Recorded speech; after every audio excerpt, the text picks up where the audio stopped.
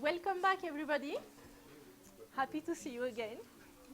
We spent a lot of time together in these late times.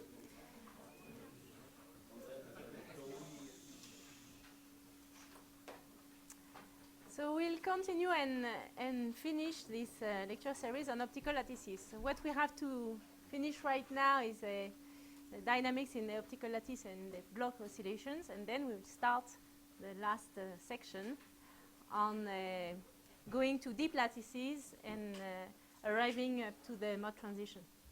So what we established this morning was that if we have a Hamiltonian with a periodic lattice, and in addition to that, a homogeneous force, then we can describe the evolution of the wave function under this Hamiltonian as an evolution of its quasi-momentum Q under the influence of this force. And the quasi-momentum obeys a dynamic law as a particle, and the derivative of the quasi-momentum is given by the force. So what happens to a particle in the lattice now? Imagine we prepared a wave packet in the fundamental bound centered around some initial Q naught, a narrow wave packet. And then what will happen is that the Q will evolve, and if we have a constant force, it will evolve with a linear increase in time. So imagine we have a constant force.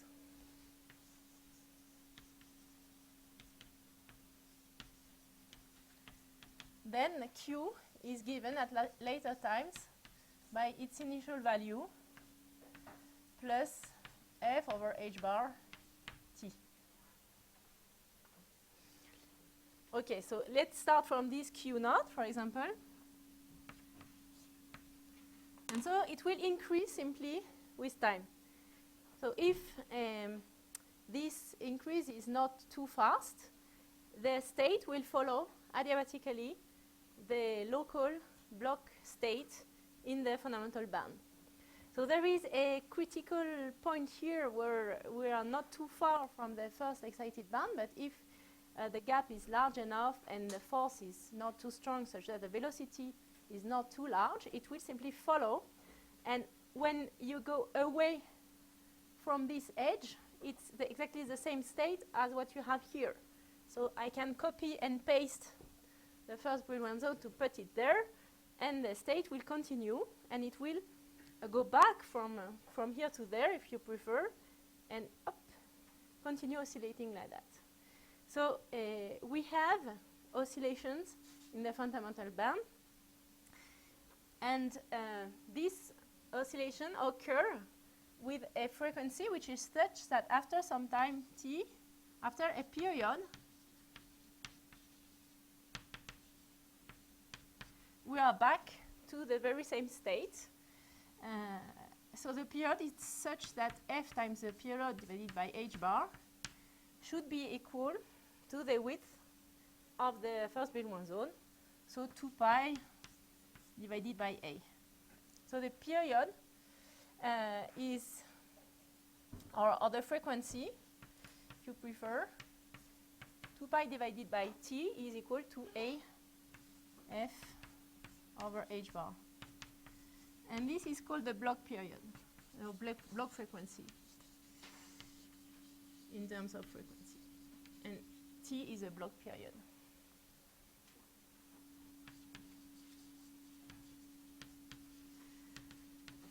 So this is a situation where you apply a constant force to your particle in the lattice, and you observe oscillations in the quasi-momentum. And this has been observed experimentally with cold atoms selected in momentum to a very narrow momentum using Raman selective transitions in the 90s. So it was not in the BC, but it was in a 1D lattice in which people were able to select a very narrow velocity class, much narrower than the recoil, using velocity selective Raman transitions. So this is the first Brillouin zone, if you like, minus h bar k plus h bar k. And what you see is that if we prepare atoms with a narrow velocity and we apply this constant force, we observe that the wave packet goes to the edge of the Brillouin zone and up reappears on the other side and oscillate in the fundamental bond. So this is the velocity evolution in the frame of the lattice. So in this experiment, they applied an acceleration to the lattice to have the inertial force. So it's not gravity. And so this is done in the frame moving with the lattice. So in the frame moving with the lattice, the velocity increases, comes back, increases, comes back, increases, comes back. But as it is in a frame moving with the lattice, in the lab frame, the particles are accelerated, but very nicely and very smoothly, such that after a given number of block periods, they have acquired a velocity kick of n times 2 velocity recoil, where n is very much controlled. It is the number of block periods you have applied. And so these are different values for the lattice depth, if I remember correctly.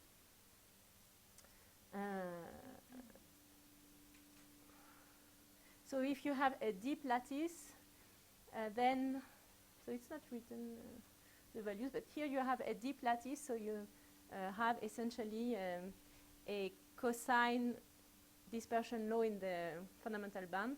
So that's why you have more or less sine oscillations for the velocity. And here you have a lattice which is not so deep. So there is a big difference between the side and the bottom. So this has also been done with condensates later. So with condensate, the problem is that things may be very complicated and everything may dephase because of interactions between particles. So the trick there was to use a Feshbach resonance in order to kill the interaction between particles, such that we really have non-interacting particles, but a lot of them and very well prepared at 0 momentum initially. So this has been done with cesium atoms in the group of Hans-Christoph Negern in Innsbruck. And with this experiment, they observed up to 20,000 block cycles. So they were able to accelerate the atoms up to 20,000 times 2h bar k in a controlled way. So at the end of the 20,000 cycles, it's a bit smeared, but initially, this is after time of flight. What you see is that you have the population in the first Brillouin zone, plus minus h bar k at the edges, and then this is the central q equals to 0, and then it goes to the edge and it bounces. And this is repeated. This is after 1,000 cycles. This is after 10,000 cycles. It's still very well localized. And this is the same thing where you look at the center of mass in momentum, so the peak position in these pictures. And the important message here is that with this kind of oscillations, you can make precision measurements, because you are able to observe so many oscillations that you can determine the block period with a very, very accurate precision. You are able to measure 20,000 periods, so you are able to have a precision of the value of the block period at this level. And so block oscillations are used in metrology for typically two aims. Either use them to measure the recoil itself, which enters in the block period.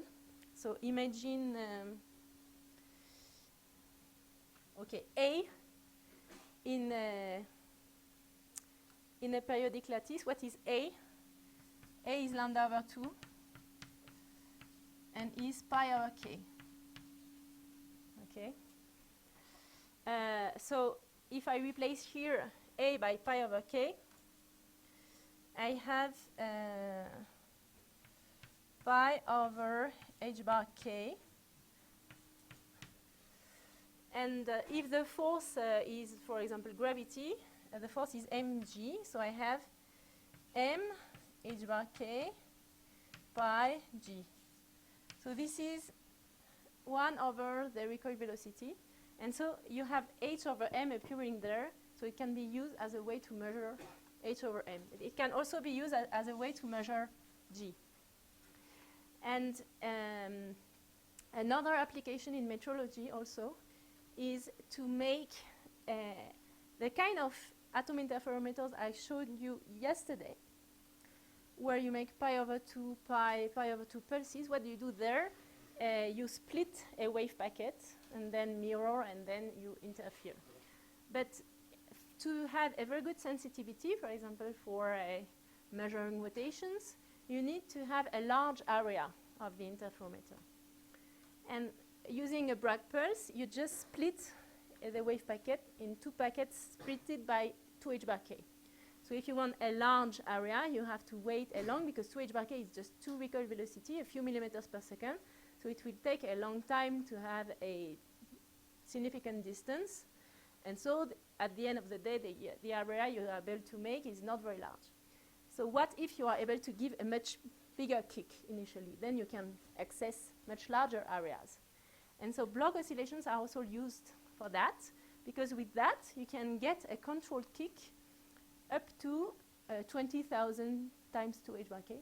So you can make interferometers where you increase a lot the initial splitting between the wave packets, and then you can make all the interferometer like that. So this is also used in this context.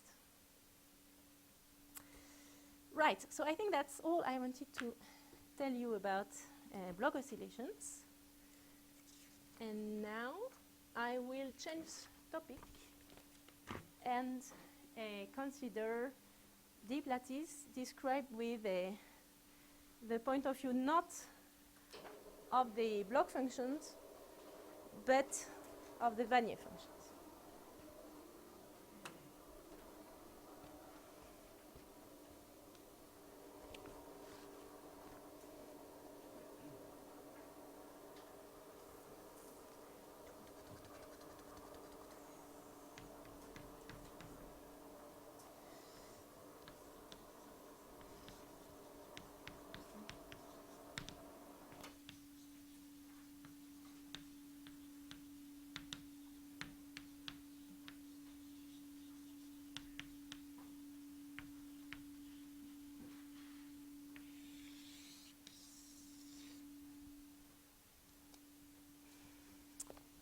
All right, so there is another way to describe the eigenstates of our Hamiltonian, and which will prove to be much more convenient once we try to introduce interactions in the system.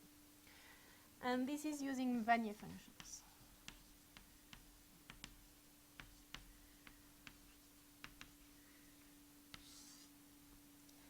The eigenstates of the Hamiltonian problem are the block functions. And the block functions are delocalized, but we can use another basis where then we can express the eigenstates in terms of this other basis, which is not a basis of eigenfunctions. So we will consider the 1D case just to be more specific. So we know that the eigenstates are the block states with energy En of Q. And as I consider a 1D lattice, I will label the position of the minima of this lattice with J, an index in Z. So the minima of this potential are at positions JA. So here A is pi over k. But I can just label all the positions with xj being this JA. These are the minima of V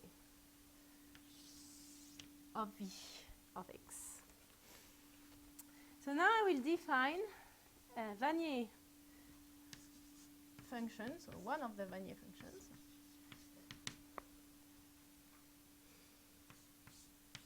as being the sum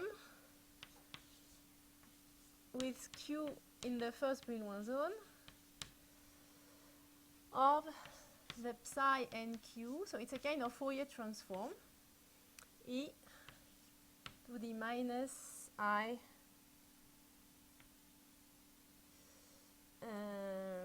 q j a.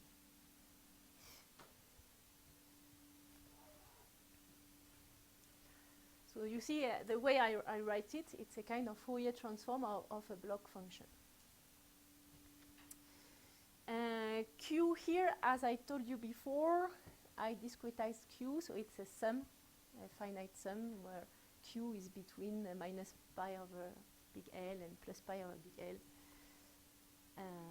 in the box. Well, it's minus pi over A and plus pi over A with steps to pi over L. So the number of sites I have introduced is equal to the length of my box divided by the period. So I did that because then I have proper normalization of everything, and otherwise I could also write as well this in an integral form on Q, where Q is between minus pi over A and plus pi over A. But then there are delta functions everywhere, and sometimes squares of delta functions. So it's a bit messy to have it properly defined mathematically. So I prefer to do it this way. So what we can immediately see, if I replace the block function by its value,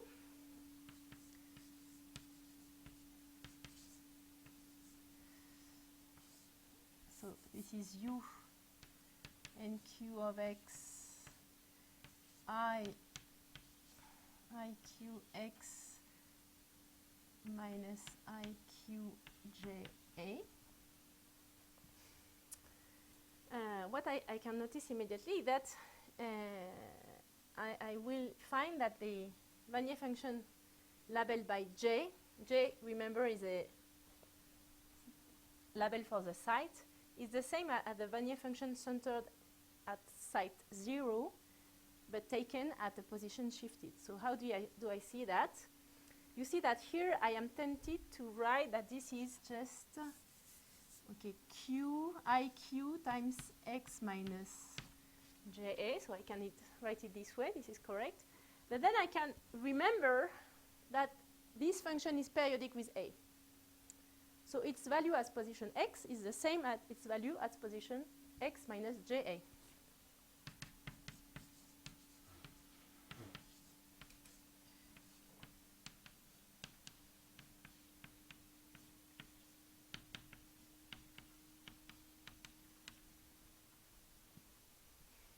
And by definition of Wn0, if I take Wn0, this here, before here I recognize, that this is the block function psi and q taken at position x minus ja. Periodic part times the phase. And so what is Wn0?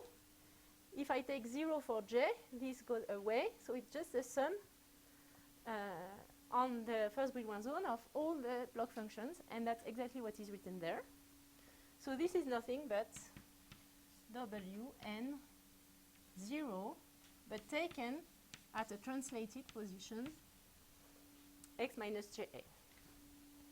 So the Vanier function labeled by j is just the Vanier function labeled by 0 at the center site, but shifted by ja.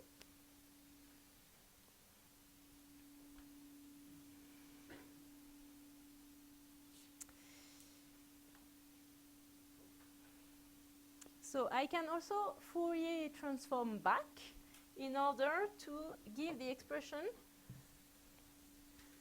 Ah, celui-là ne marche pas très bien.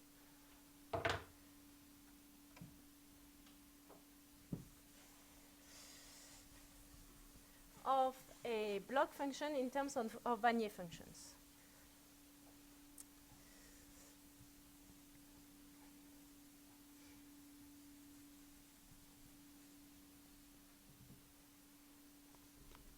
So if I write what is 1 over square root of ns sum over j of w n jx e to the I, so now plus qja. This is 1 over ns, the sum over q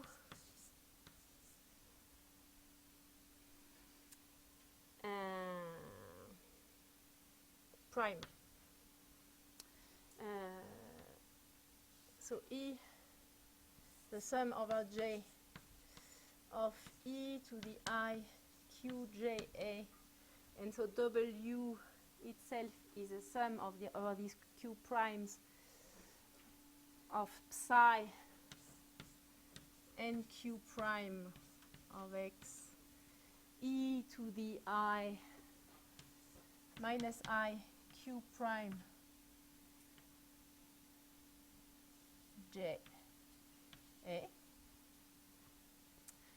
So this has no j inside, so it's 1 over ns sum over q prime of psi and q prime of x. And then I have a sum over j of e to the I q minus q prime ja.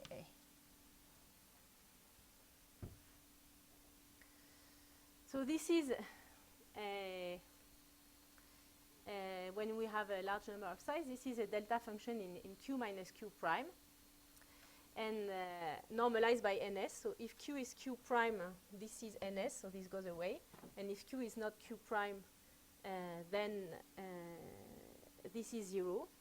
So it locks q on q prime, and I find that this is psi n q of x. So I can give the expression of a block function in terms of a Fourier transform in the other direction of the Vanier functions. So as the Vanier function at site j is just the Vanier function at site 0 translated, I can also write that psi n q of x is 1 over square root of ns, the sum over j of wn0 of x minus ja e to the I q ja.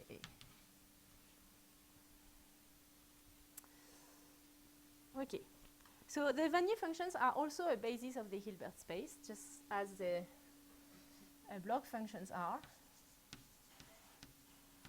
But that's not a basis of eigenstate of H.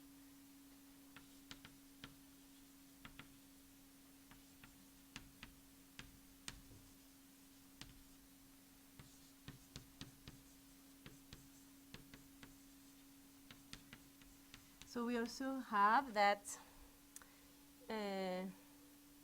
the integral of two Vanier functions over x is equal or to delta nn prime delta jj prime.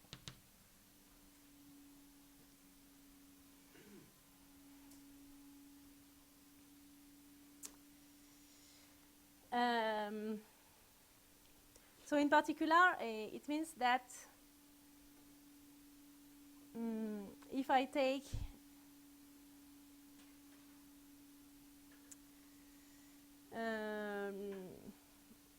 j equals to 0 there, for example, and another j, which is not 0, this guy is supposed to be 0. So as it is 0, well, if I take, so these two are just, if I take the same n, I have that W n0 at position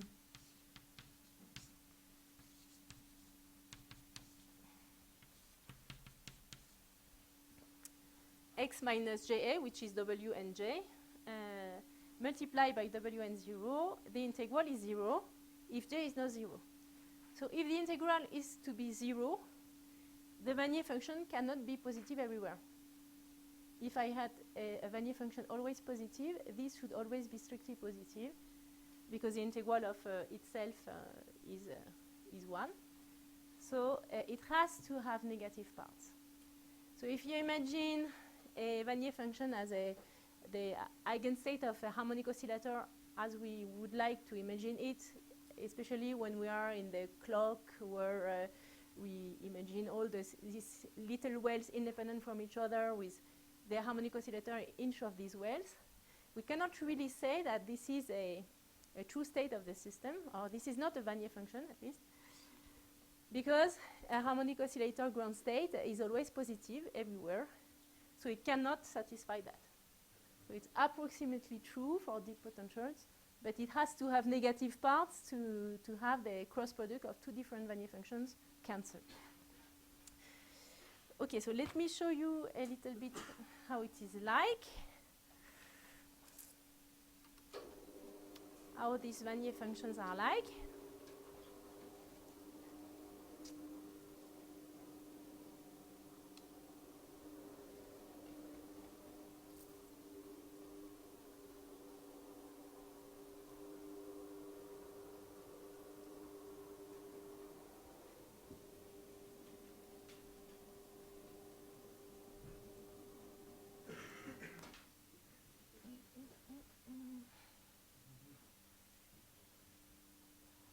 Okay, so they are like that. So first you can also define Vanier functions for a zero potential. This, of course, you can always define. It's a bit a funny way to describe plane waves, to decompose plane waves or Vanier function with 0 V0, but you can do it. And in this case, you find that the Vanier function 0 is centered on 0, but oscillates strongly also at other places. And so I have plotted each time the Vanier function of site 0 and the Vanier function of site -1. And they overlap strongly in the case of no potential. So now let's add some potential. So all that is done in the fundamental band. Okay? So then if you have a potential, what you immediately see that it shrinks this Vanier function. And so this is 1 recoil, 2 recoil, 4 recoils, and so already there you see that it becomes narrow, and the overlap between the Vanier function at position 0 and the Vanier function at position -1 is reduced strongly, and you can easily see here still that there is a negative part of the Vanier function. So even in this case here, there are always negative parts in the Vanier function. And so if I go up to, this is 16 recoils, we arrive to a situation where a Vanier function is some peaked function centered on a given lattice site. So the Fourier transform of the block functions is some peaked function around a given lattice site. So this becomes relevant when we have deep lattices, because in deep lattices the particles occupy essentially a given site where they are strongly bound. And the description in terms of Vanier states will be highly relevant in this limit. So that's why we introduce these functions. So I'm not sure I have another slide there. No, this is not yet time to do that. Okay, on, off, on, off, on, off. And now what we would like to do, as it is relevant in the deep lattice regime, we would like to describe the Hamiltonian in terms of Vanier function. So if there are no interaction, it's not really relevant with respect to the description in terms of block function, because the block functions are just eigenstates of the Hamiltonian. So we may wonder why we do that, but once we put the interaction, it will be much, much easier to concentrate on localized particles, because it will be very strong, the interaction between particles, when they are at the same position, and very weak once they are at different positions. So we'll make a crude approximation in this context. So let us try to write the Hamiltonian in terms of Vanier functions.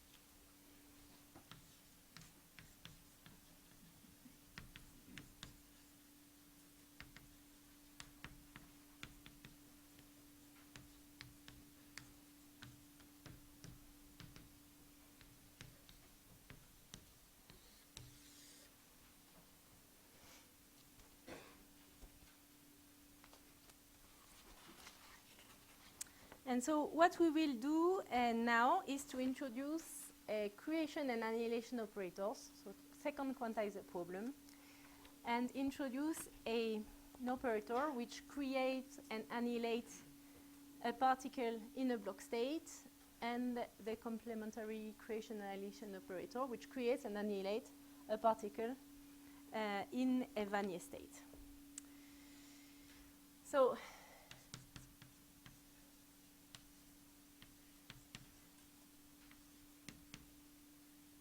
we first introduce the A and Q and A and Q dagger operators.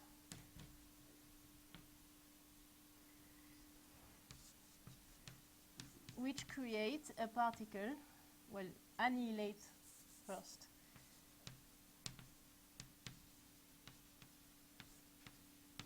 Or create a particle in the block state psi and q.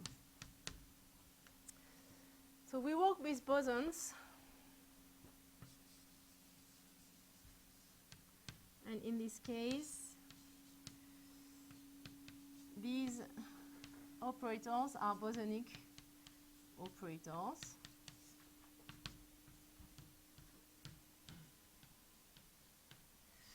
With bosonic commutation relations.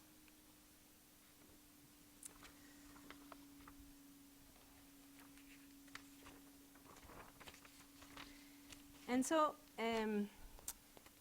as the block states are the eigenstate of the Hamiltonian is diagonal using these creation and annihilation operators. So the Hamiltonian counts how many particles you have put in each of the block states and affects an energy En of Q to each of them. So the Hamiltonian you can write either with the block states using this writing, or with the creation and annihilation operators. This is exactly the same. So you count how many particles you have in each block state described by N and Q.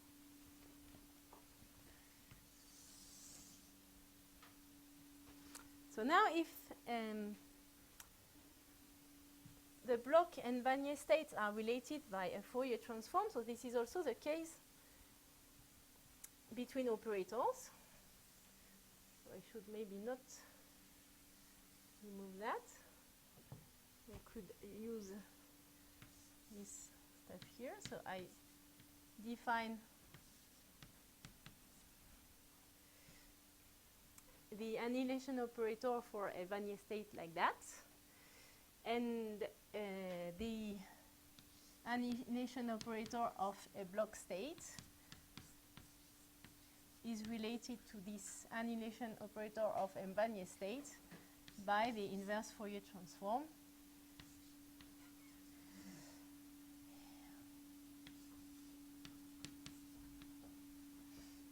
So if you want, you can put hats everywhere. Okay, after some moment, I am lazy with hats. So imagine there are hats. Okay.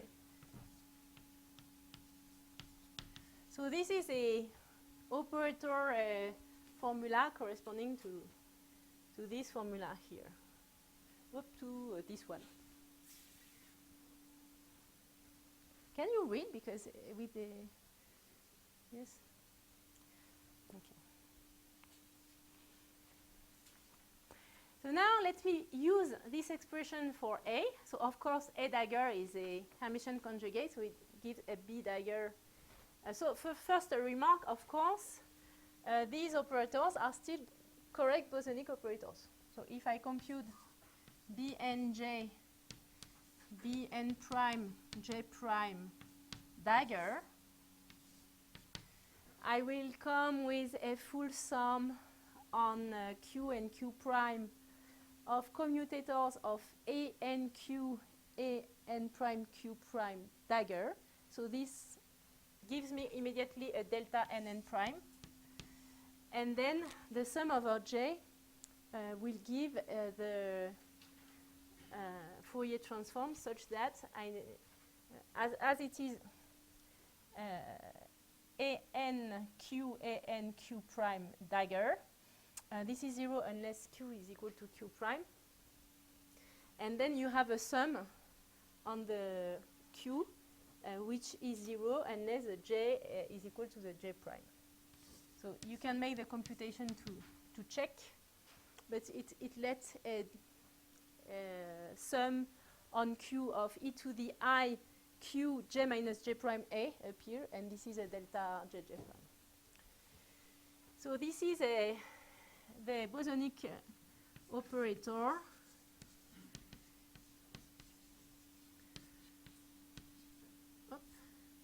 annihilating or creating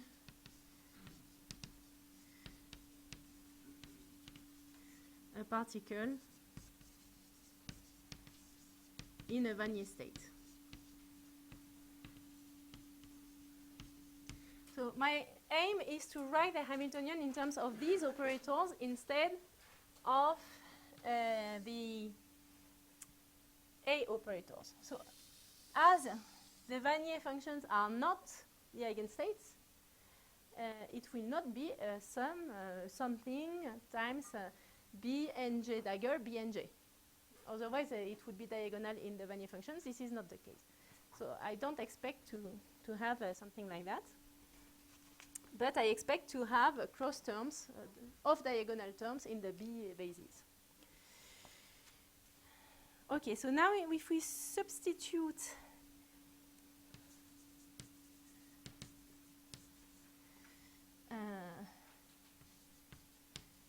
A to B in the Hamiltonian, we replace all the A and Q's by their expression in terms of B's. Then the Hamiltonian will be, okay, a sum over N, a sum over Q. And now I have E and Q. And each AN, so now I have 1 over NS and a sum over J and J prime of B N J dagger B N J prime e to the I Q J prime minus J A.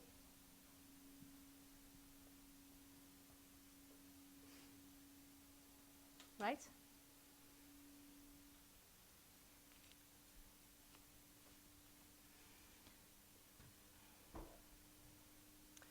So if I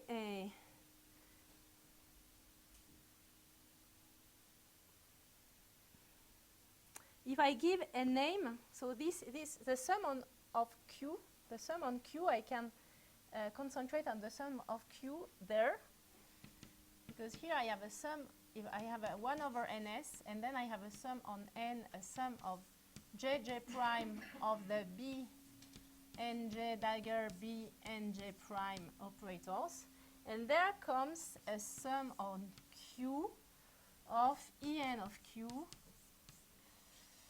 e to the iq j minus j prime a, which only depends on j minus j prime, not individually on j and j prime, but just on j minus j prime. So this thing here I will call Jn of j prime minus j. Well, j prime j. J prime minus j prime is a bit exaggerated. Okay. So there is a coefficient which I can compute from the knowledge of the bands, and depend only on the distance between two sides. So this Jn and j prime minus j. And then I am left with an Hamiltonian expressed in terms of the B's operators. And the reason why I write that, which seems much more complicated, is that because, of course, we will make some approximations consisting in dropping most of these j's to simplify the problem when interactions come into play.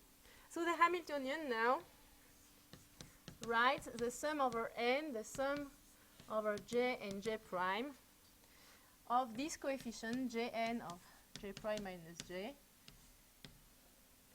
and the b's.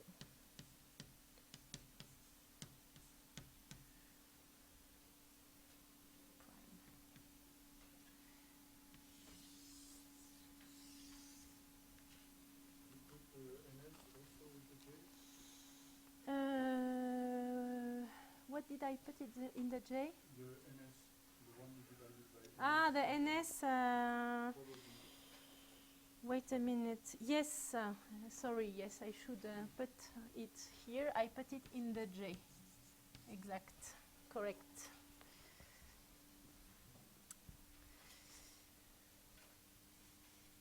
This is an integral, essentially, so it has to be normalized, and it's normalized like that.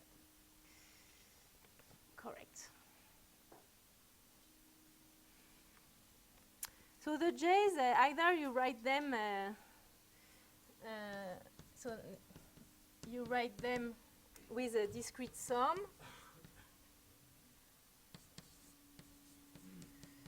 or you let n go to infinity and you use an integral.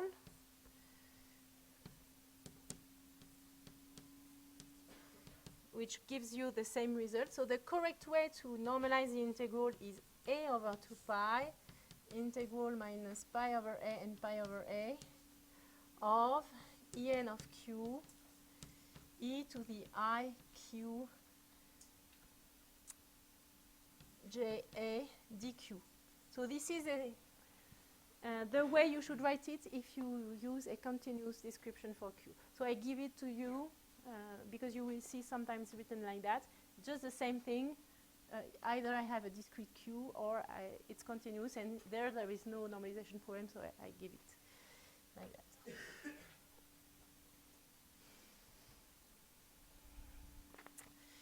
So in fact, these j's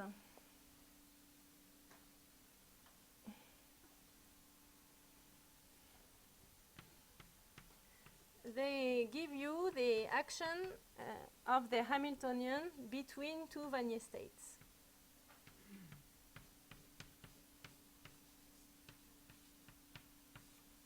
So it tells you how much the Hamiltonian is able to couple two sides distant by j minus j prime.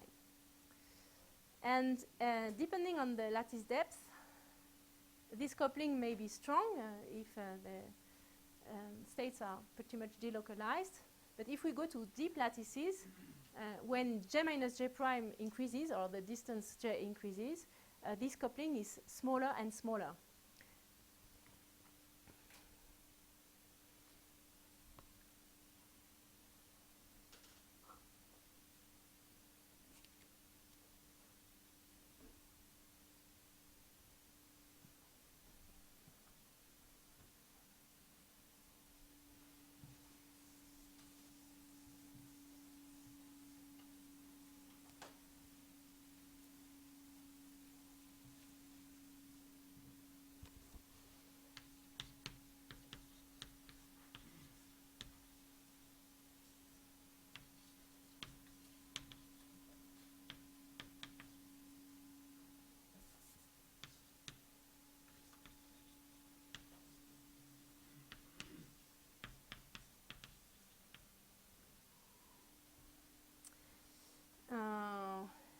just a remark, if we Fourier transform this expression,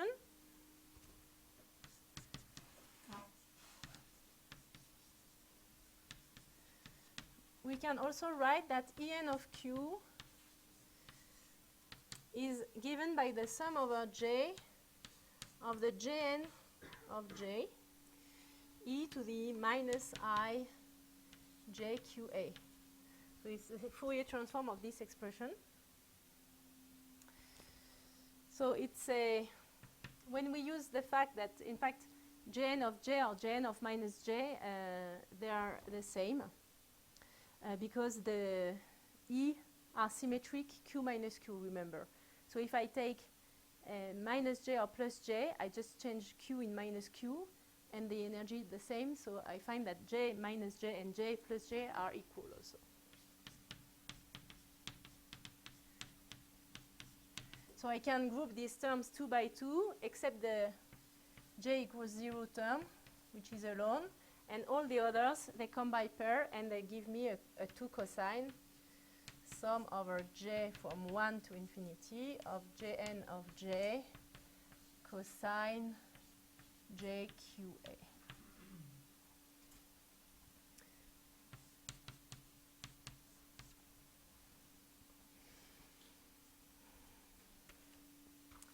Okay, so now, as I told you, imagine we are with a deep lattice. Then these j's, if I take little j larger than 2, are very, very small. Yes? A small question, so the J does not cover different motional states, right? Different motional states. You have a big, deep lattice, and N is sort of the image of the local state approximated by another observer. Can you repeat the question? I don't see what you mean. The J, I mean, basically my question is, what about the N index here? Ah, between different bands. Yes. Ah. No, the J's are inside the same band. We don't need to consider different bands because already in the initial Hamiltonian, where the block functions are the eigenstates, so the Hamiltonian writes like that, with the energy in the band. And the relation between the Vanier functions and the block functions are in a given band. So it's Vanier function in a given band, which is a sum over only the block functions is this specific band. So we stay in a given band, and the sum of the bands, it all behaves independently in each band. So as you see here, you see the n here is the same as this one. So the Vanier functions are defined, the Vanier function index labeled by n is defined with only block functions in the very same band. And as the sum in a Hamiltonian is independent band by band, you can, at the end, recover in the expression of the Hamiltonian that once n is given, only the a-n's contribute, so you will only have the b-n's. So you can have different j's, but it will be the same n, such that the j n is defined with a given band and the given spectrum in this band. So there is no mixing between bands from this Vanier function. They belong to a given band. But then my question is, we go through very deep lattices. Yes. So we show that the energy bands become flat. Yeah. And turn to basically the equal phase band of the harmonic oscillator. Yes. So in this description, we don't have like coupling between different motional states. We can have like an n equals 2 goes to, I don't know, n equals 1 and creates some motional excitation in the other one. In another. But if you want to create an excitation, you need some other interaction term in the Hamiltonian that we have not put until now. Because the bands, they are properly defined in the Hamiltonian. The bands are not coupled by the Hamiltonian at all, up to now, okay? Unless we add some interaction that would be able to couple between bands, or we have some laser which couples between bands, or we provide some other excitation which is able to couple between bands. But the Hamiltonian is a diagonal by blocks, if you prefer, band by band. Okay? So it does not couple different bands. When they are coupled, that's because we, for example, we switch off the lattice, we do something which induces some coupling, right? Okay, so now,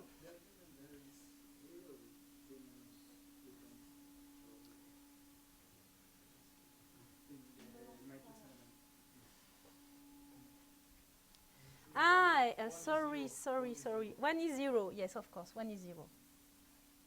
Otherwise, it would be j of j minus j prime. Yes, sorry. Thank you. So to finish with that, and it goes to the fact that we have bands which are very flat. If we neglect Jn of j for j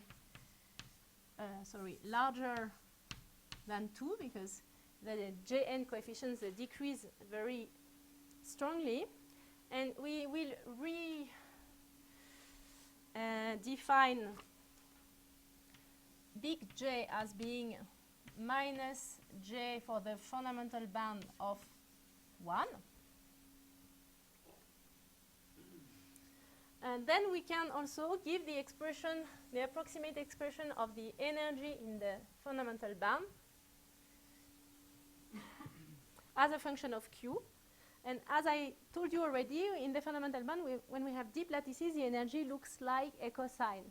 That's what I told you also for the block oscillations. Then we also have cosines for the velocity, etc. And indeed, in this case, we have that E0 of Q is some offset, okay, some energy. And then it's minus 2j cosine QA. So this G, which corresponds to some overlap of Wannier function induced by the Hamiltonian in the fundamental band, is also 1/4 of the bandwidth in the fundamental band. Because if you take J equals to 0, you find Q equals to 0, you find that the energy is J0 minus 2J, and at the edge, you find that the energy is J0 plus 2J. So the width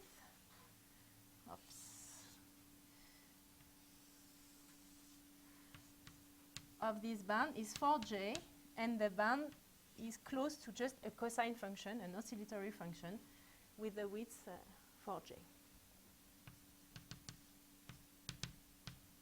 So if we are really in the deep lattice, also this one is a cosine at some point, but with the amplitude 2J index 1 of 1. Yes, question? Yeah, is this J defined as minus J of 1? Is the same as the Ising instrument, the interaction strength of the ladder? You will see it in a moment. So I would not call it Ising Hamiltonian, but Boss-Hubbard Hamiltonian. But we will derive the Boss-Hubbard Hamiltonian, and you will see that this J comes into play. Okay? Just let me go step by step.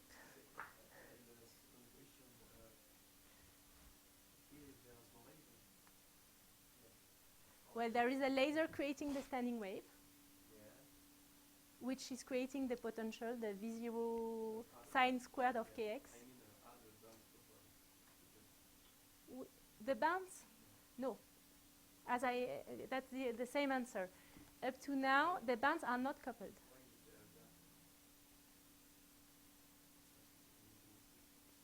Okay.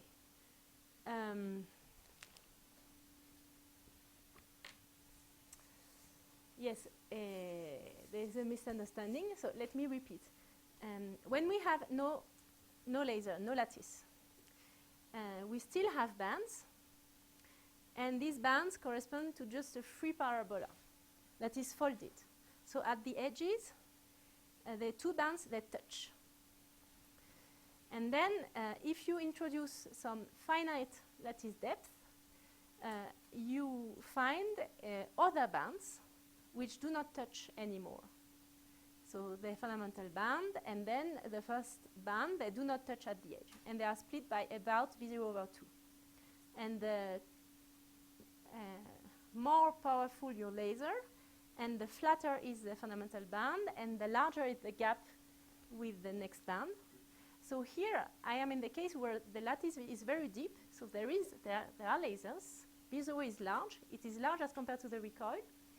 So the bands are well splitted, and if the V0 is large, I can even describe the way the fundamental band behaves with Q, and it behaves like a cosine.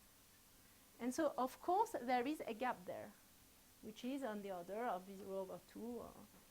So it's even larger than that. This I draw for a not too large V0, but if I take a quite strong V0, where we are closer to the harmonic oscillator case, I have a cosine here, and here I have another cosine, and another one, etc.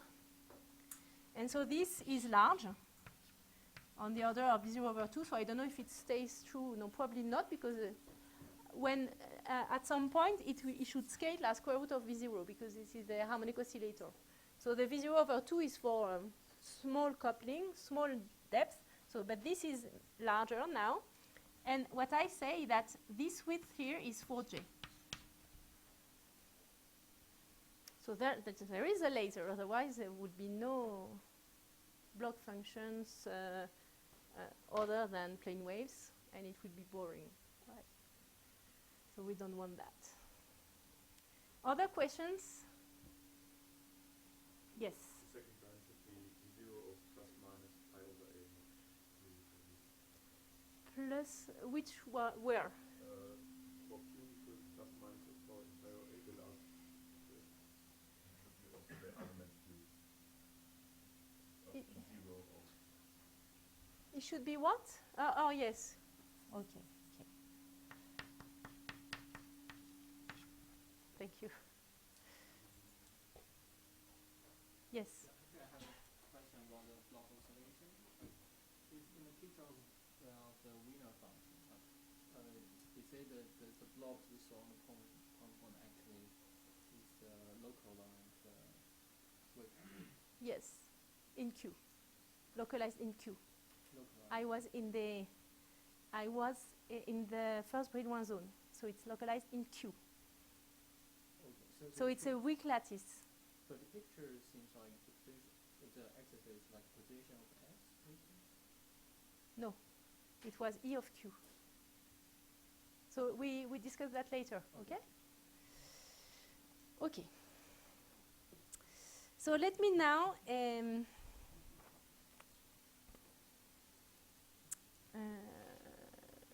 continue. So this J, of course, if I use the same formula here, I can give you its value, okay?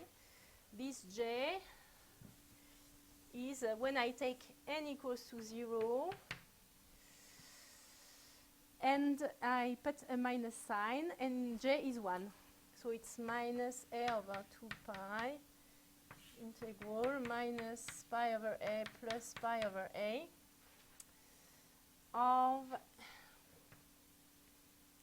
E0 of Q e to the I Q A dq.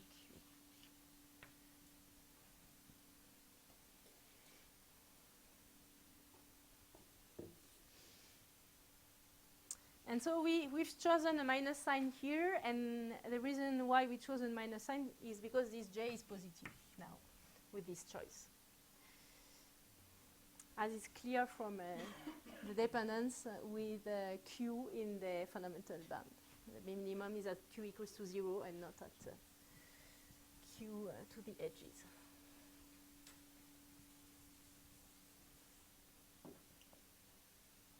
Do we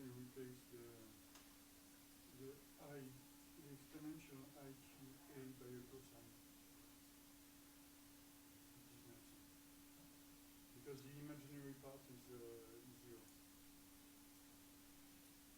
Yes, if you want.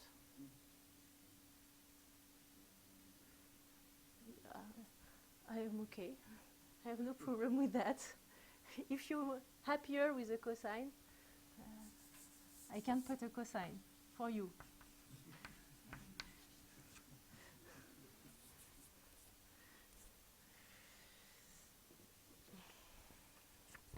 Right, so now let's us derive the Bose about Hamiltonian.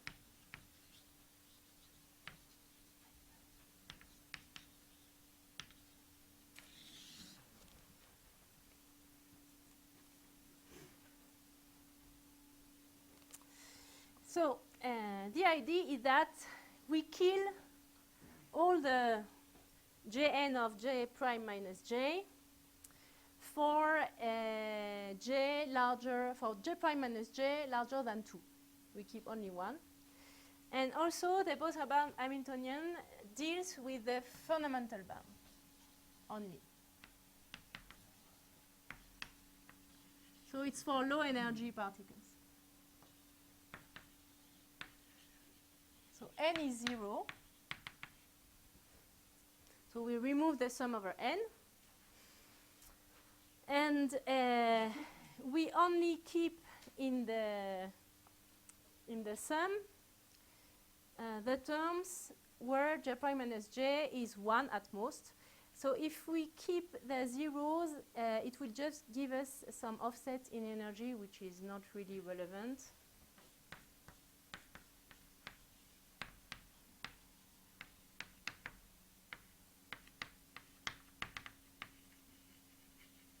So let me set it to 0.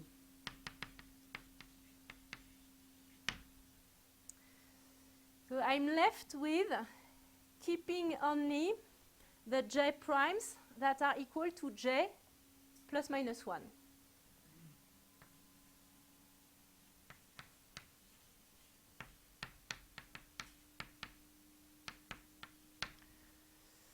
And so when I see J0 of 1 or minus 1, I replace by minus J. So I find that the Hamiltonian is equal to minus J. There is no sum over M because we are in the ground, in the fundamental band only. There is a sum over J, but now the J prime, the sum, there are only 2 terms. The J prime being equal to J. So I will skip the index n because now as n is 0, okay, Bj by definition is B 0j, okay.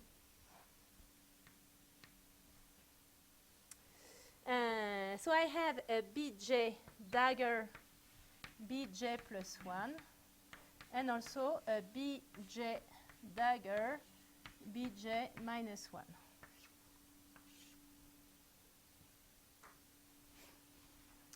It's a sum over J. So now I could split those 2 terms. For this one, I have J minus 1. But if I look at this sum, and I drop the index by, I shift the index by 1, it's a sum on Bj plus 1, Bj plus 1, Bj. Okay, the same thing. J is just a dummy index. So it's a sum of Bj plus 1, and then Bj plus 1 dagger Bj. So it's just the Hamiltonian conjugate of the other one. So I have that it is the sum of Bj, so which one I like?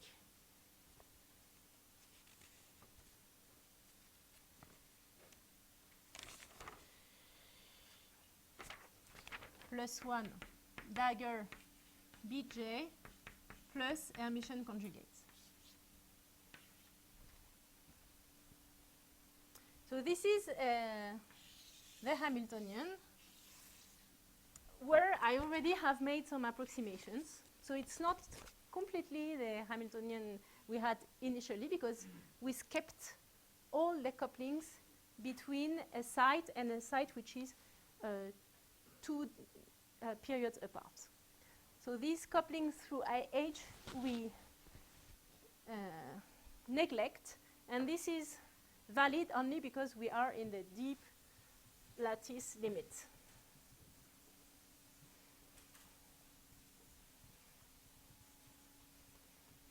So what does this Hamiltonian describe? Well, it describes the hopping of particles between lattice sites. So a particle can hop from a site to a next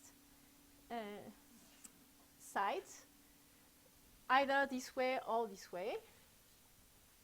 And the coupling for this process is J.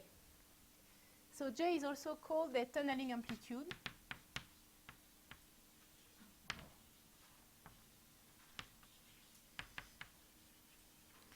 And in condensed matter physics, where in general people study time-independent problems, it is also denoted as T, which in general we don't like because we have lots of time-dependent problems and we keep T for time, hence the J. But you will sometimes see this Hamiltonian written as minus T sum over J, blah, blah, blah.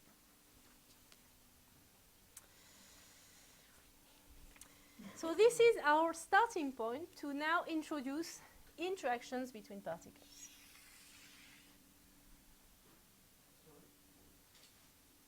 Roughly starting from which lattice is the personality like you don't reasonable? It is pretty much reasonable because to have an idea, well, I Like the approximation gets better and better when the lattice is deeper and deeper. yes, it does. Do you have like a sort of noise like I don't know like So some estimation you can give, and that's also an estimation you can make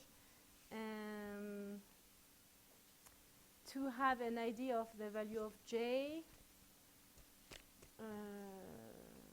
Well, no, I don't know. It's just compute the integral, I would say. Yes, the wiggle. Yes, yes. But for that, you need to diagonalize the Hamiltonian and know the Vanier functions. So you can do numerics. And so if you want me to give you a number like for V0 larger than E recoil, J2 is smaller than I don't have made the computation, but I can and send you the result because the codes I have on my computer, so I can do it. I think it's a very good approximation when you only have for J anyway, because then we will make another approximation right now about interactions, but I think a few recoils is already very good, but I could find a number if you're interested. It's easy. You do numerics, and I will give you an estimation for J itself. And already J, as it is tunnel coupling, it scales exponentially with the lattice depth. So very soon it becomes very small, 10 minus 2.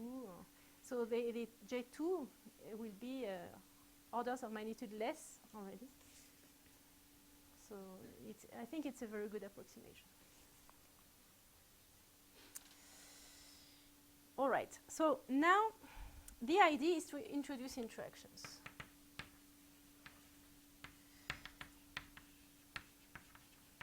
So interactions, you know how to describe them because you've listened to Misha's lecture, which I did not, but I guess what he has done is something like saying that the interaction Hamiltonian is G over 2, the integral of psi dagger x psi dagger x psi x,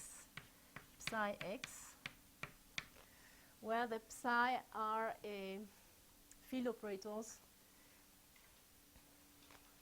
Did he write something like that? Yes. Okay, so this is correct. You can imagine.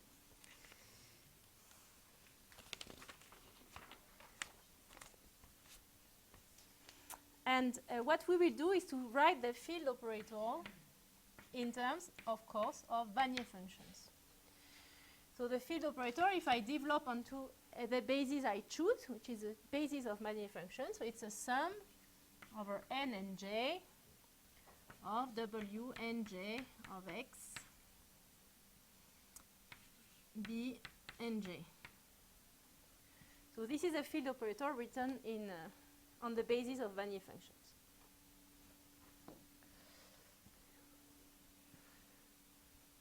So as we stick to the fundamental band, we will immediately take n equals to 0 and compute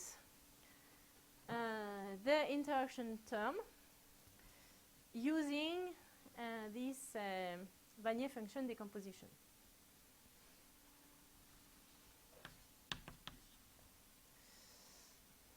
So the interaction Hamiltonian restricted to the fundamental band is G over 2, and then you have a sum over J, K, L, M. I have to take B, J dagger, B, K dagger, B, L, B, M. And then I have an integral over dx of W J x, W K x, W L x, and W M x, which is the coefficient in front of the creation annihilation operators. So I remember now that I work in deep lattice limit. So in this limit, the W functions are very localized. And so the next approximation we will make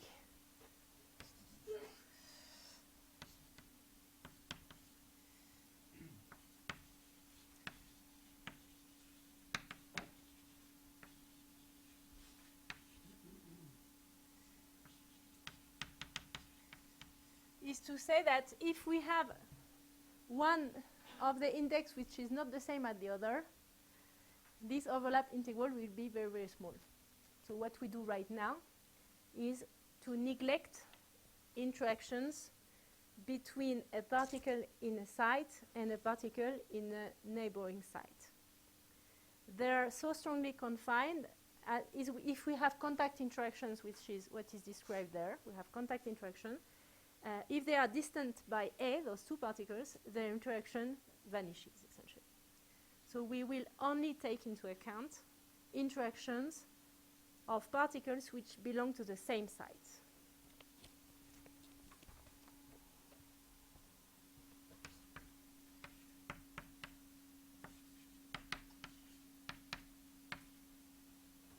And as we make an integral over all space,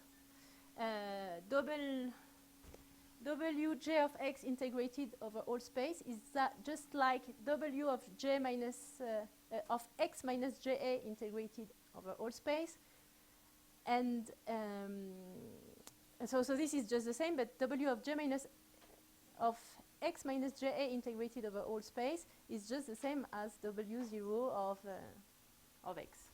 So this guy at the end, the interaction term in the fundamental band is just G over 2, and there is just a sum on the j's of Bj dagger, Bj dagger, Bj, Bj of the integral dx of W0 to the fourth power.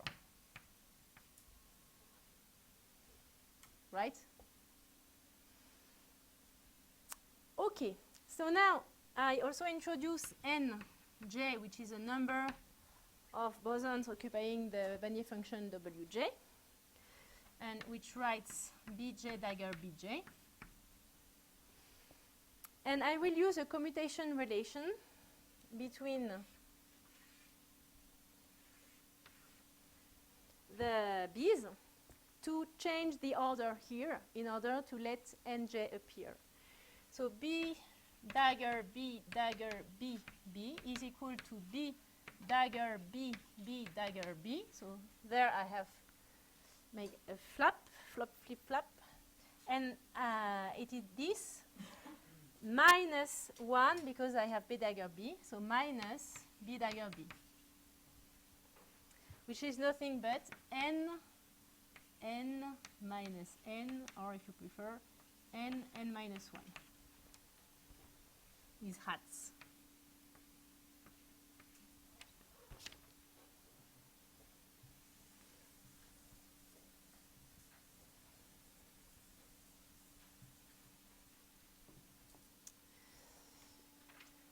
Right, so now I will give a little name to the integral over w to the 4th power. So g integral over x of w0 to the 4th power, I call it u. And now I end up with a Bose-Hubbard Hamiltonian, where I have the tunneling term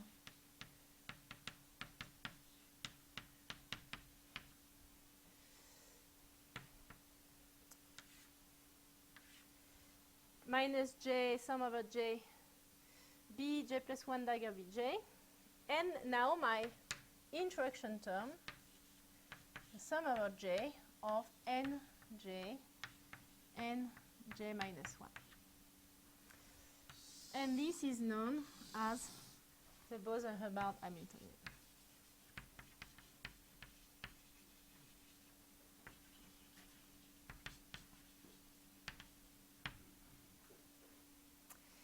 Remark, if we just have one particle in the site J, then if n is 1, this is 0. Of course, if there is just one particle, there is no interaction energy.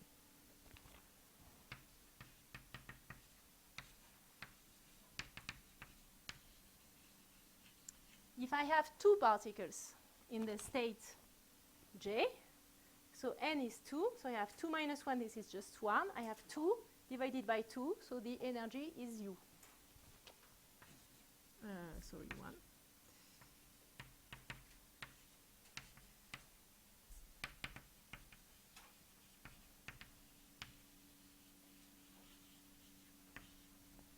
So u is the interaction energy corresponding to having two particles in a given site. So if I have 3 particles, it scales quadratically, of course.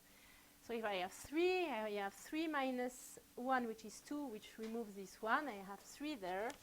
So it's 3u, etc.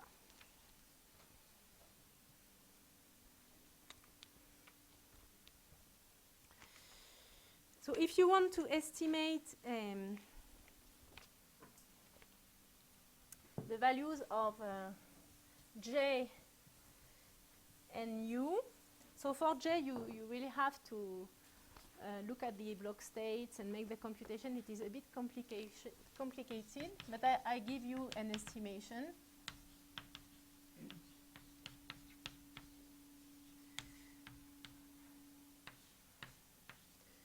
So an estimation for j in terms of the recoil energy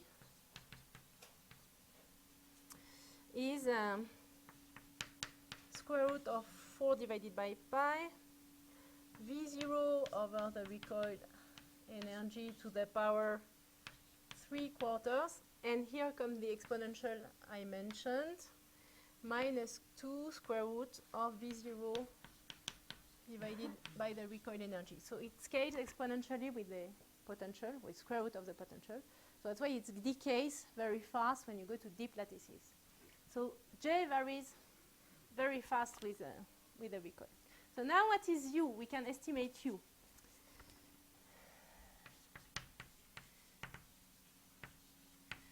So to estimate U, as we are in the deep lattice limit and we concentrate on just one well and no overlap with the next one, we can approximate the Vanier wave function by the ground state of the harmonic oscillator.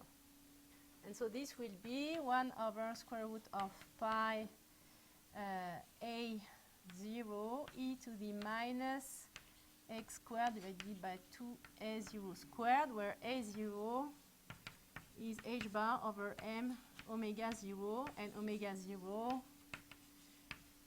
is 2 square root of E rec V0. So if we want to have U in 3D and not only 2D, of course, we have to take this guy for a 3D integral. So we will have dr here. But if the three directions are independent, it will just be the cube of what I find in 1D. So in 3D, U will be G times the cube of my 1D integral, dx of W x to the 4, where Wx is this guy. So now if I make this computation, I find that U is then approximately G divided by 2 pi to the power 3 half A0 cube. So this has the right dimension to be an energy.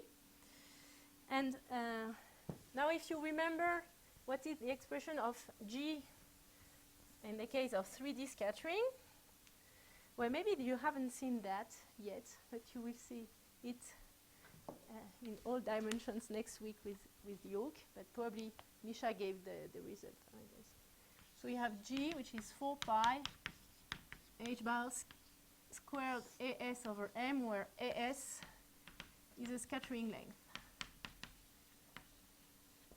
So for more on scattering length, see the lectures by Jörg Valraven. So now if you use this expression, what you find here, and remember A0 to the 4th power, so I can write A0 squared A0. So A0 squared, or A0 squared to the power 3 halves, okay. And 1 over A0 squared is like omega. So here you get a omega 0 to the power 3 half, and omega is like V0, square root of V0, so you get a V0 to the power 3/4. So you see that it scales just like this guy here. And so if you replace everything, you find that U divided by the recoil is approximately square root of 8 pi. And then I write it using K, AS, V0 divided by recoil to the power 3/4, just as I told you. So from these two expressions, so this one and this one, we can see that J over U, it simplifies a lot. So you have 1 over square root of 2. You have KAS over square root of 2. And some exponential dependence with V0.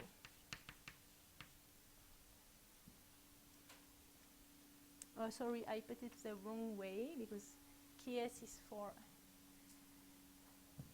U. So it is square root of 2 divided by KAS. Sorry. Right.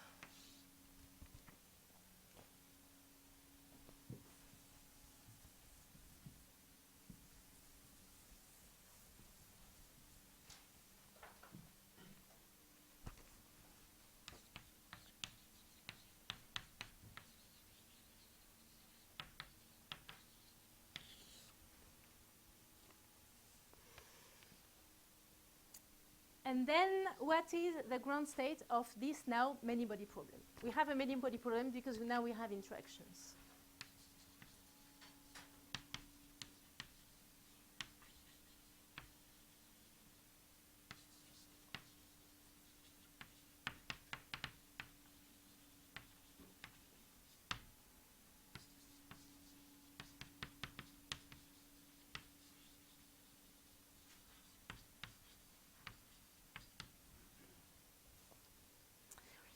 So what is nice is that with an easy knob, which is laser power, you can tune the ratio between J and U drastically by changing just a little bit the lattice depth, because it scales exponentially with V0 divided by the recoil. And so for this reason, you can go from a regime where J is very large as compared to U to a regime where U is very large as compared to J.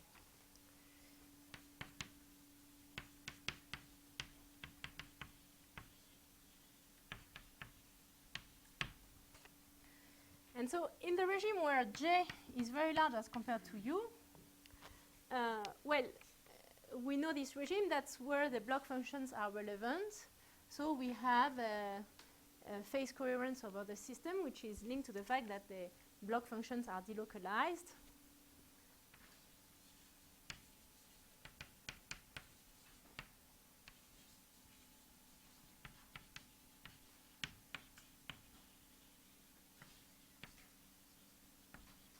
And so if we make a time-of-flight experiment, we will see diffraction peaks.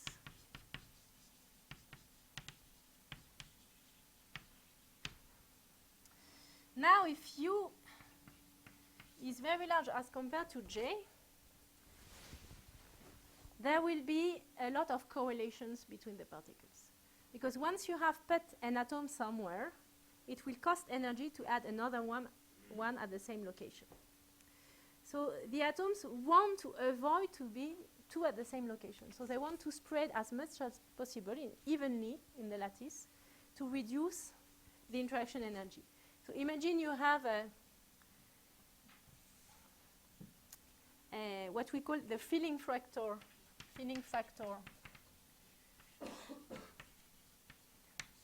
which is the number of particles divided by the number of sites. So imagine this is an integer, to simplify.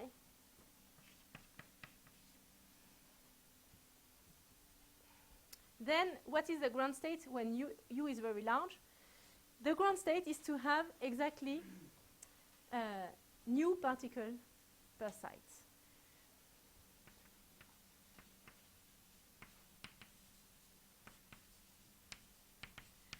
Because if J is very small as compared to U, this part of the Hamiltonian will not cost you the most of the energy. You have to concentrate on the energy brought by this term here.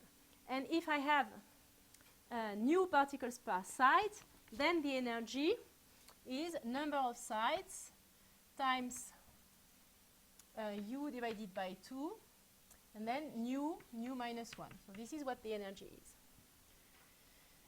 Imagine I don't want to obey that, and I want to change a particle from one side to another one. Starting from the situation where I have exactly new particles per side, for which I've just written the energy.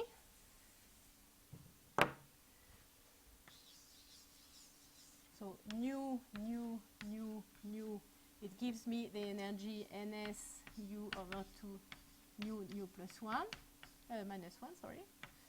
So now if I take a particle from a site and put it in another one,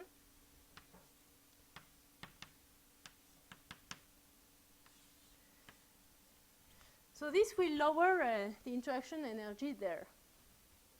So for that, nu has to be at least 1, but imagine this is 1. So with respect to this energy E0, what did we do?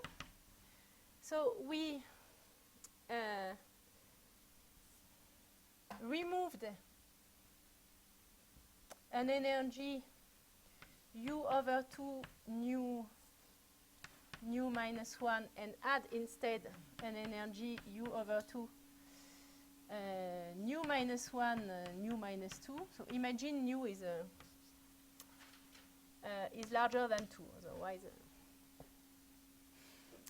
And this is to describe what happened there. And what's happened here is we remove this energy and we add now an energy where, as we have a nu plus 1 particle, we have an energy nu plus 1. So what does it give? So here I can factorize with nu minus 1, and this gives me u over 2 nu minus 1, nu minus 2 minus nu. So minus 2, u over 2 nu minus 1, so at the end, minus u nu minus 1. And the second term, I can factorize nu. I have u over 2 nu plus 1 minus nu minus 1, which is 2. So I have u over, I have u times nu. So at the end of the day, this, in fact, cost me an energy u. So this has a higher energy configuration than having all the atoms spread everywhere. So the ground state in this limit is what is called a Mott insulator.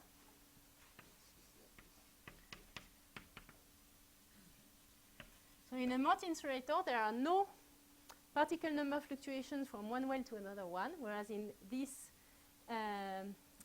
limit, which is the superfluid state, the particles can freely move and establish a phase coherence. And in the Mott insulator, the number of particles per site is fixed, but doing that, we lost the phase coherence over the sample. So why is it lost?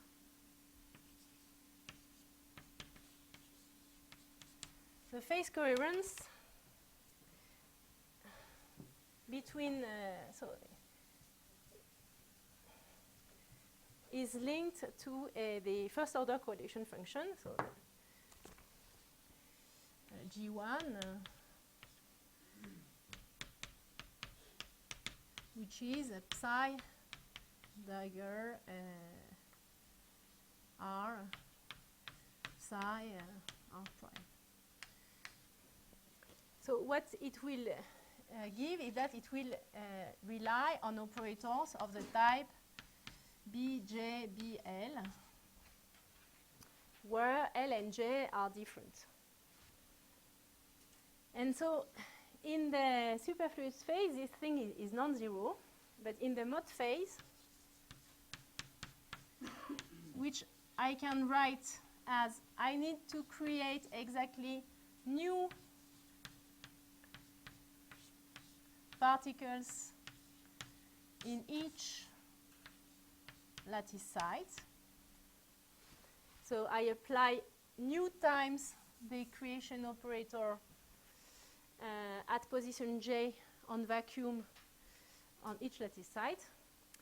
If I compute the average value of this coherence operator in the Mott phase, okay, I can destroy a particle at position L, but as I have everywhere new particle, if I destroy a particle at position L and I want to create a particle at position J, this will overlap, the overlap with the initial Mott state will be 0 unless J is equal to L.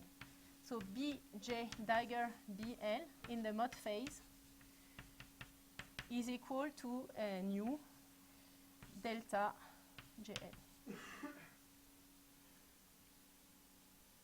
So it is not phase coherent at all. So in a sense, you have your G1 function, which is 1 at 0, but it's a delta. So each time you go away from 0, G1 vanishes immediately. So no phase coherence. And this can be observed experimentally. So let me show you that, and then we are done, I think. You will see more stuff on the lecture notes, but it's time. I'm already a bit late.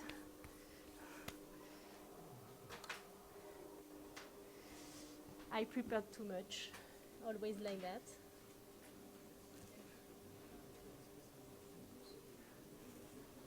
So about the lecture notes, so maybe you already found them on the website, I don't know. There are already small typos and errors I noticed. Please send me your remarks, and I will put an up-to-date version on my personal page. So check that and you will be able to download an updated version. So here are the experimental results of this Mott transition between a superfluid state where the particles are free to move in the wells, and you find a diffraction pattern after time of flight which is like in a block state. So coherence is preserved in order to ensure the diffraction. And the Mott phase where you just have a fixed number of particles per well, but in this case you lose the phase coherence, and all the particles, they have no phase relation with each other, and this blurs the diffraction pattern, which requires some phase relation between all those particles. So in real experiments, the atoms are in a trap. Yes, question? On the last slide before, yeah, the spread of the cloud in the deep lattice is given by the spread of the Vanier function in one. Absolutely. So it's given by the size of the harmonic oscillator or the Vanier function inside. So the overall shape, this broad shape, is given by the size of the Vanier function. So the atoms in general are not just in a box, but they are in a harmonic trap, which gives a local value for the chemical potential, which depends on the position, which is larger in the center and smaller on the edges. So which translates into the filling fraction is different in the center and at the edges. So filling fraction is larger at the center with respect to the edges. So in fact, with this situation, you can explore what's happening for different filling fractions already in a single picture, because this is a phase diagram for the Mott transition. This is J over U. With large J over U, you have lots of tunneling, so you have a superfluid phase. With very small J over U, U is very large, so each time you have a integer filling, 1 particle per side, 2 particles per side, 3 particles per side. Sorry, it's there. 1 particle per side, 2, 3. You have a Mott insulator. And if you have a filling which is not integer, then you cannot really create a Mott state, because you have particles which are free to move, because either position they go, they are on top of some interaction energy which is already fixed. So this fraction of additional particle, they form a kind of superfluid on the top of the Mott state. So in this example, for example, imagine we have a trap with a central chemical potential corresponding to a filling n equals to 2. When you go towards the edges, the local chemical potential decreases. So you go through a phase where you are in between with a filling 1.5 and back to some superfluid phase, and then you reach a region outside where the filling is 1, and again you recover some Mott phase up to the very edges where you have a small superfluid fraction. And so you expect to have, this is called a wedding cake structure, where you have a plateau of Mott states with some filling 2, and then a region where the filling is not fixed because it is superfluid, and then again a plateau of density where there is just 1 particle per side.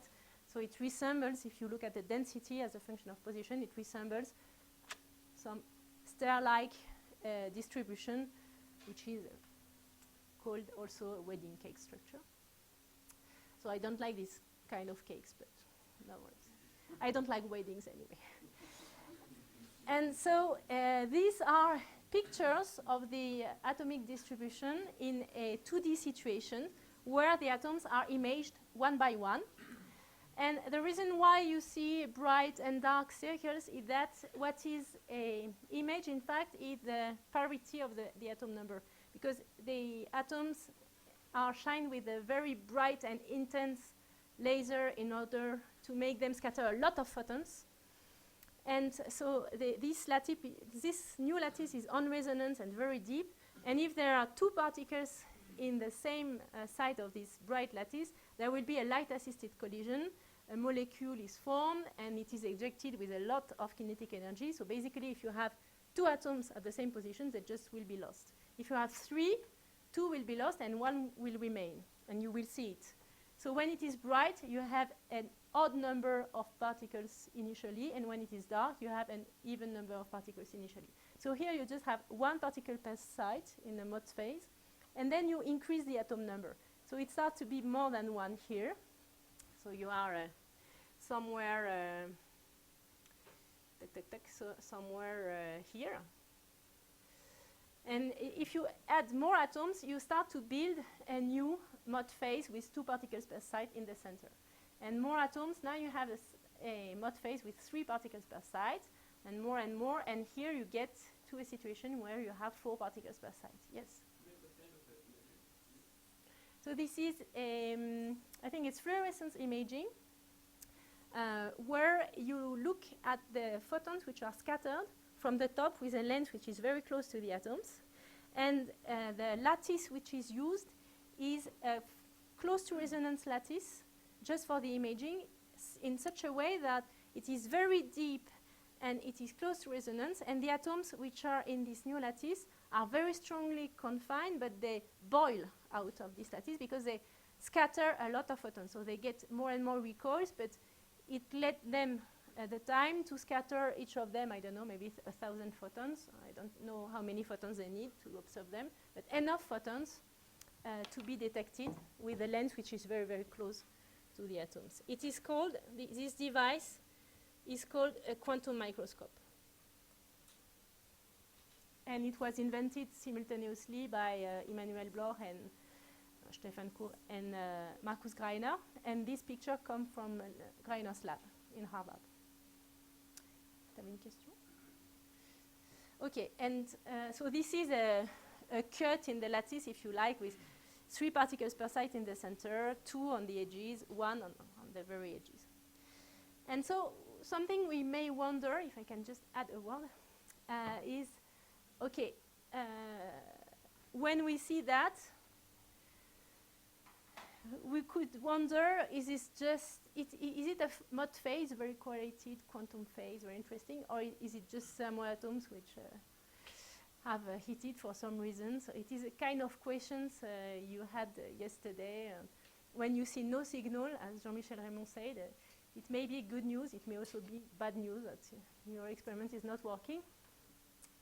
So is there a way to be convinced that it is indeed a mode phase? So the first way which was employed was to come back, so to start from this situation, increase the lattice depth, maintain a deep lattice for a while and observe this kind of stuff, and then go back to a weak lattice and recover the coherence and check that there was no heating, so you believe now that you have a mode phase in between. But there is a nicer way to check that you indeed have particles which are nicely localized at the bottom of a lattice, which is to look at correlations. Ah mince, j'ai oublié de mettre celle-là. Ok, c'est pas grave. I will show it from my lecture notes. I forgot to add this one. Okay. Oops.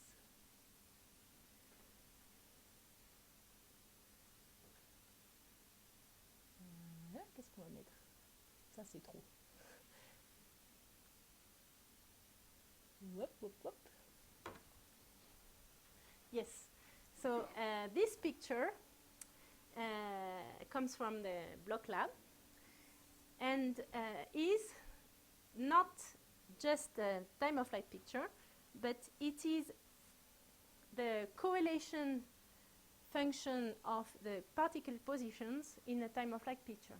So in the time-of-flight picture, you see just a big mass there. You think there is no information in this picture, but there is an information in this picture. Now if you look at the density correlations between a given position and a position distant by some length, you find that for specific distances, which corresponds to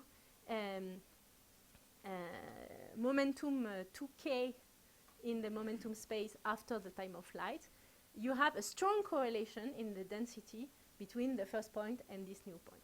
And this is what you see here. So imagine this is a picture in K-space, because after a long time of flight, what you observe is a K-space, essentially.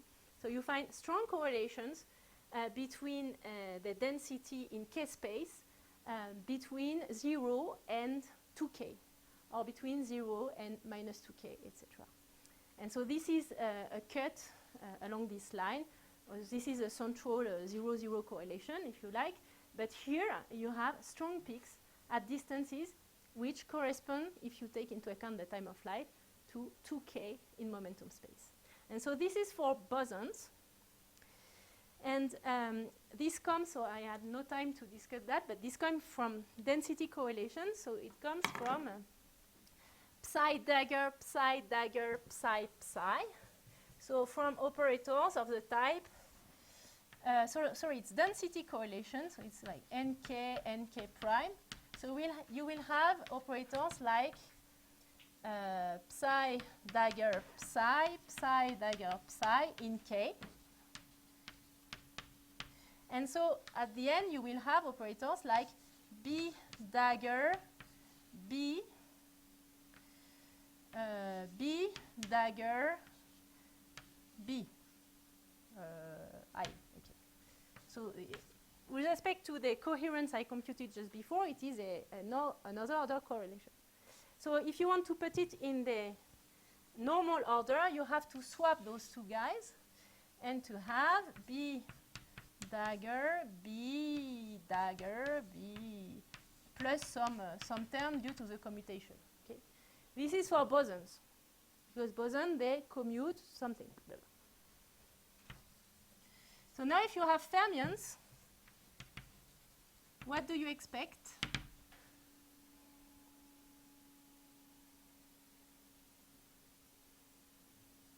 You expect to have a break, but apart from that, when you commute two fermions, a minus sign, okay?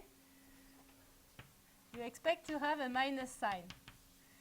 So with respect to the main central peak, now if you redo the same experiment with fermions, you also observe correlations, but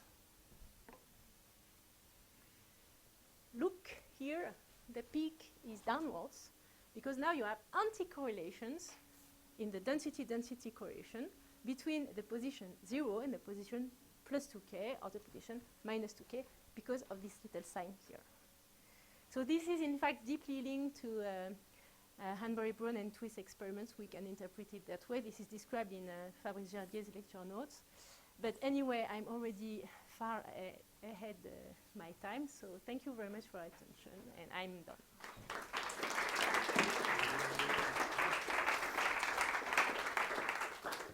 So I think you already asked many questions in the lecture, so I propose to have a break, and if you have any questions,